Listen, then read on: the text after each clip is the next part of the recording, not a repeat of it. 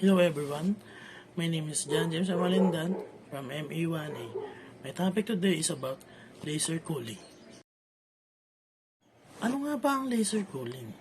Ang laser cooling ay isang pamamaraan na ginagamitan upang pabagalin o palamigin ang isang atom or molecules. This process relies on interaction between laser light and the rotation of atoms that causes them to lose kinetic energy. Madaming process ang laser cooling, pero ang pinakauna at ang pinaka-crucial ay ang absorption of proton. In laser cooling, atoms are slowed down by absorbing and emitting photons from a laser beam. When an atom absorbs a photon, it gains momentum in the direction of the photon, traveling causes the atom to slow down. The process is repeated many times, resulting in a significant reduction in the atom's velocity and temperature. After the absorption, the next part of laser cooling is Doppler cooling. It's a technique used in laser cooling to slow down the motion of atoms or molecules. By utilizing the Doppler effect, a laser beam is tuned slightly below the resonant frequency of the particles. As they absorb and re-emit photons, the particles lose momentum and their temperature and decrease.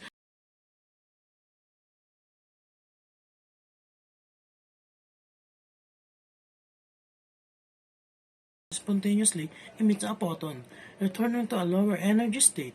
This emission occurs randomly in all directions, causing a loss of momentum and energy from the atom.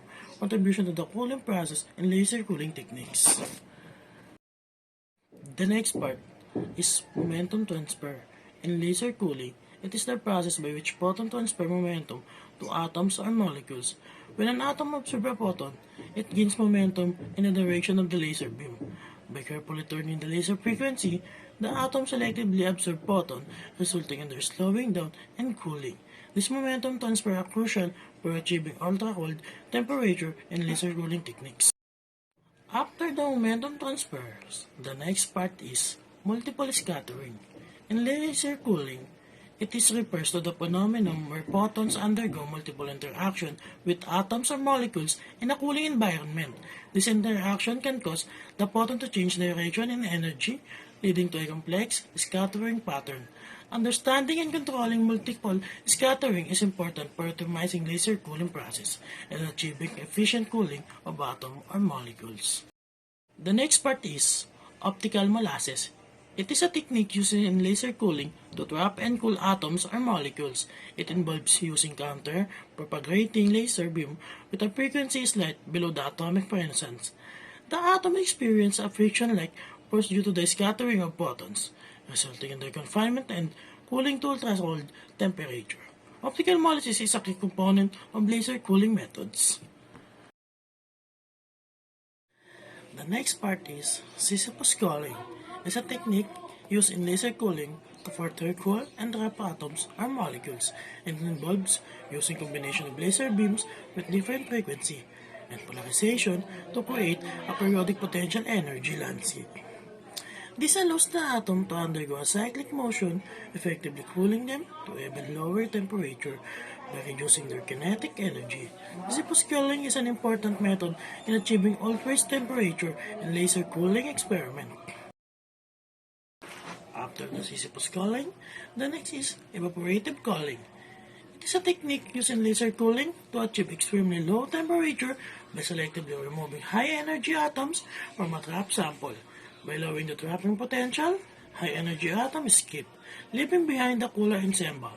This process is repeated repeatedly, resulting in the graduating, cooling, and production of a Bose-Einstein condensate or ultra-red sample. Evaporative cooling is a crucial step in achieving the lowest achievable temperature in laser cooling experiment. The next one, and the last one, is sympathetic cooling. It's a technique used in laser cooling where one species of atoms or molecules is cooled by interacting with another species that is already cooled. The cooler space acts as a coolant, transferring its low energy to the target species, resulting in their cooling. This method enables the cooling of species that are difficult to cool directly using laser cooling technique alone. There are many elements that use in laser cooling, but I picked the most valuable elements. The first one is rubidium. rubidium is the one most commonly used elements in laser cooling experiment. It has two isotopes, 85 RB and 87 RB, both of which can be effectively cooled by using laser technique. Next one is sodium. Sodium is used in laser cooling by employing Doppler cooling and optical molasses technique to slow down and cool the atoms. And the third one is in laser cooling, the potassium atoms were subject to Doppler cooling, where laser slow down their motion by absorbing and emitting protons. This process is followed by optical molasses and sub-Doppler cooling to further to cool and trap the potassium atoms. The next one is lithium. Lithium's atoms are commonly used in laser cooling experiment. The process involves Doppler cooling, optical molasses, and sub-Doppler cooling techniques to slow down and cool the motion of lithium atoms, enabling their trapping and further cooling. The last element that I will explain. Cesium is extensively used in its laser cooling experiment. The process involves Doppler cooling, optical molasses, and sub-Doppler cooling techniques to slow down and cool the motion of cesium atoms, leading to their trapping and further cooling elements. All of these elements that's used in laser cooling have a same energy level, like rubidium and lithium have energy levels that are suitable for laser cooling. They possess a specific electronic transmission that can be manipulated using their laser light to slow down the atom's motion. And last one, thank you for listening to me. And that is the end of my presentation. And goodbye.